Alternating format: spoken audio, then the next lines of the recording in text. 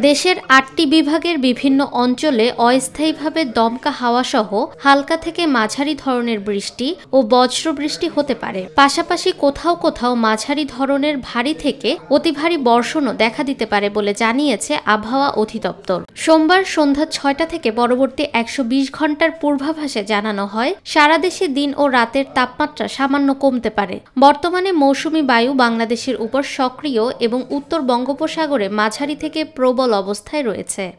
ঢাকার আকাশ অস্থায়ীভাবে আংশিক মেঘলা থাকতে পারে।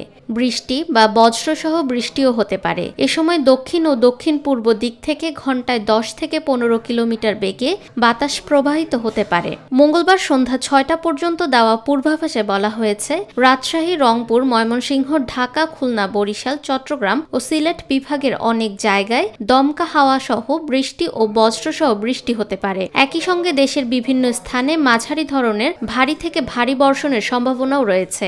এছাড়া বৃহস্পতিবার সারা দেশে দিন ও রাতের তাপমাত্রা প্রায় অপরিবর্তিত থাকতে পারে, তবে শুক্রবার থেকে তাপমাত্রা সামান্য বাড়তে পারে। বর্ধিত ৫ দিনের পূর্বাভাসে উল্লেখযোগ্য পরিবর্তনের সম্ভাবনা নেই বলে জানিয়েছে আবহাওয়া অধিদপ্তর।